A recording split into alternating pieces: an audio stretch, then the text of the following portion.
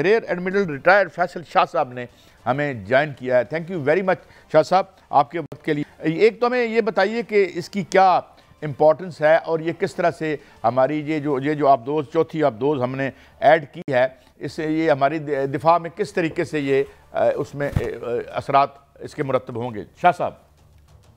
शुक्रिया मुझे प्रोग्राम में लेने का, और बड़ा करंट टॉपिक है ये चौथी सबमरीन चाइना में पाकिस्तान की लॉन्च हुई है। लॉन्च होने का मतलब ये होता है कि ये सबमरीन जब इसका ढांचा बना लिया जाता है तो फिर इसको पानी में उतारा जाता है और फिर इसकी बाकी फिटिंग्स करके फिर इसको सी ट्रायल से गुजारा जाएगा और उसके बाद पाकिस्तान के हवाले किया जाएगा। तो पाकिस्तान, आपको पता ही है कि टोटल 8 सबमरीन्स ले रहा है चाइना से, और उसमें से 4 चाइना में बनेंगी और 4 पाकिस्तान में बनेंगी। ये टेक्नोलॉजी भी ट्रांसफर होगी। शाह साहब, आप ये कह रहे हैं कि टेक्नोलॉजी भी ट्रांसफर होगी पाकिस्तान को? ये टेक्नोलॉजी, ट्रांसफर ऑफ टेक्नोलॉजी है इसमें, और अल्हम्दुलिल्लाह हमारे शिपयार्ड में ये सबमरीन्स बन रही हैं और आने वाले वक्तों में ये भी हमारे फ्लीट में शामिल हो जाएंगी, तो टोटल 8 हो जाएंगी। सबमरीन सर्विस के हवाले से मैं एक चीज़ बड़ी वाज़ेह आपको करता चलूँ कि पाकिस्तान इस खित्ते का पहला मुल्क था जिसने सबमरीन हासिल की थी 1963 या 1964 में, और उसका नाम हमने रखा था गाजी सबमरीन। और आपको याद होगा कि 1965 की जंग में इसी गाजी सबमरीन ने पूरे इंडियन फ्लीट को बम्बई हार्बर में 17 दिन के लिए मैसूर कर दिया था, जब 65 की जंग हुई है पाकिस्तान और भारत के दरमियान, और वो इस सबमरीन के खौफ से निकल ही नहीं सके बाहर। उसके बाद यही गाजी सबमरीन थी जिसने 1971 में इंडिया के ईस्ट में जाके दुनिया का मुश्किल तरीन फौजी ऑपरेशन अंजाम दिया, जो कि माइंस ले करने का था विशाखापट्टनम हार्बर में। और अनफॉर्चुनेटली क्योंकि ये बहुत ही खतरनाक मिशन था और उसे काम सबमरीन्स करती नहीं है, लेकिन इस सबमरीन के सीईओ ने और जो हमारी आला कमान थी उन्होंने ये रिस्क लिया और उसको भेजा, तो उसकी अपनी एक माइन से उसकी टक्कर हुई और वो वहाँ पे शहीद हो गई।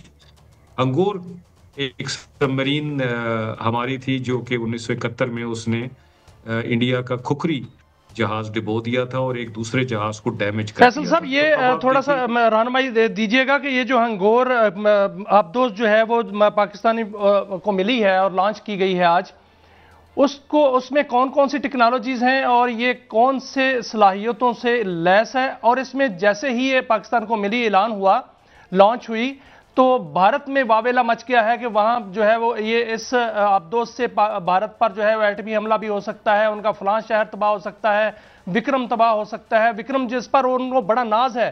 क्या वाकईतन अगर भारत इस तरह की जुसारत करता है तो विक्रम फिर तो समंदरों में डूब जाएगा?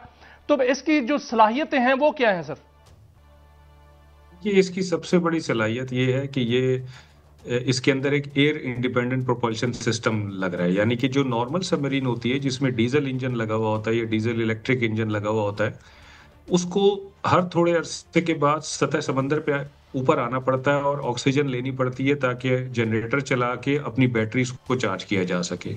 ये जो एयर इंडिपेंडेंट प्रोपल्शन सिस्टम होता है, ये एक एडिशनल सिस्टम लगा हुआ होता है डीजल इंजन के साथ, जिसकी वजह से इसको बार बार ऊपर नहीं आना पड़ता, बल्कि ये उसकी पावर से अब सारे सिस्टम को चला सकते हैं। और ये बड़ी खामोश तबाह सबमरीन्स होती हैं, इनका शोर भी ज़्यादा नहीं होता है, और फिर ये ज़्यादा अरसे पानी के अंदर रह सकती हैं, ज़्यादा दूर तक जा सकती हैं, और फिर इन पे ज़्यादा रेंज के मिसाइल और टॉर्पीडो भी आप लगा सकते हैं। तो जब आप ये सब चीज़ें ऐड करते हैं तो एक खातिर ख्वाह इजाफा आप अपनी कैपेबिलिटी में कर रहे हैं। और ये इंडियंस का ये कहना कि ये विक्रांत के लिए ख़तरा है, ये हमारी मेनलैंड के लिए ख़तरा है, इसमें कोई दो राय नहीं है, क्योंकि जो सबमरीन तो होते ही एक कोवर्ट प्लेटफॉर्म है, छुपा हुआ प्लेटफॉर्म होता है और ऑफेंसिव प्लेटफॉर्म होता है। तो ये अटैक सबमरीन्स हैं, ऑफेंसिव प्लेटफॉर्म है, छुपे हुआ प्लेटफॉर्म है, और ये पानी में कहीं भी जाके छुप के अटैक कर सकती हैं, तो इनको ढूंढना बड़ा मुश्किल काम है। अच्छा, तो ये लेकिन क्या आप समझते हैं कि ये जो हमारी लेकिन सर इसमें बताया गया है कि जदीद हर्बी सलाहियतों वाली हंगोर क्लास आबदोज़ स्टैंडर्ड ऑफ रेंज से भी अहदाफ को निशाना बना सकती है, ये क्या है सर? जी, वही मैं बता रहा हूँ कि इसमें जो टॉर्पीडोज लगेंगे और जो इसमें मिसाइल लगेंगे वो लॉन्ग रेंज टॉर्पीडो और मिसाइल्स हैं, तो ये खुद कहीं पे होगी और कई 100 मील दूर ये अपने हदफ को टारगेट कर रही होगी। ये इस सबमरीन की खास बात है, और खुद भी ये क्योंकि छुपी हुई होगी और ज्यादा अरसे पानी में रह सकती है तो ढूंढी भी नहीं जा सकेगी, तो इसलिए ये बड़ी लीथल है, बड़ी खतरनाक किस्म की ये सबमरीन है। और एडमिरल साहब, क्या ये कहा जा सकता है कि पाकिस्तान पर अगर हमला होता है, बहरी जो भारतीय बहरिया है वो हमला करती है, तो पाकिस्तानी ये आबदोज जो है वो भारत के जो दूर दराज इलाके हैं उनको निशाना बना सकती है? जी बिल्कुल ये बना सकती है, क्योंकि आबदोज के लिए तो कोई लिमिट होती ही नहीं है समंदर में। वो तो पानी के नीचे जा रही है, उसको तो कोई पकड़ नहीं सकता और कोई देख नहीं सकता है, तो वो तो कहीं भी जा सकती है। जहाज के नीचे साहब, से एक लोगों की दिलचस्पी के लिए तरफ जा सकती है। एक मैं ये जो हम जिस तरह हम एयर स्पेस की बात करते हैं, एक एयर स्पेस यहाँ से हमारी पाकिस्तान की एयर स्पेस शुरू हो चुकी है, ये समंदर में कैसे तयन होता है कि ये हमारे पानी है और दुश्मन के पानी है?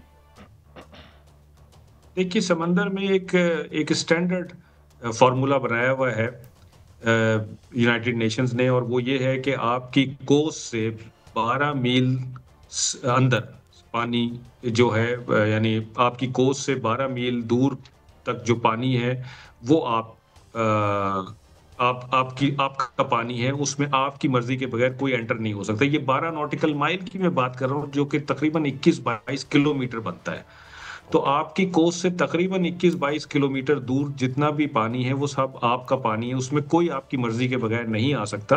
हाँ, अगर किसी को कोई मुसीबत हो गई है, कोई डिजास्टर सिचुएशन है, कोई उसको डैमेज हुआ है, तो वो फिर उसमें इनोसेंट पैसेज ले सकता है, लेकिन वो भी आपको बता के। अच्छा, इससे आगे जो स्पेस है उसे हम पानी है आलमी पानियों में हम उसको शुमार करते हैं, जो इससे आगे 12 नॉटिकल माइल।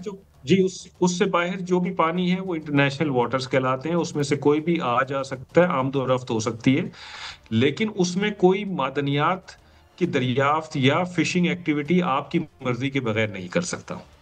ये हमारा जो 350 नॉटिकल माइल तक हमारा कॉन्टिनेंटल शेल्फ है, ये सब इसमें शामिल है। उसी वक्त तो भारत ने सर इस पर वावेला मचाना शुरू कर दिया और उन्होंने कहना शुरू कर दिया कि हमारे जो कोस्टल सिटीज हैं वो इसके निशाने पर होंगे। लेकिन भारत ने चंद दिन पहले की बात है कि ये खतरा पैदा हो गया था कि शायद वहां से कोई जो है वो इस तरह की जारहियत हो सकती है समंदर के रास्ते।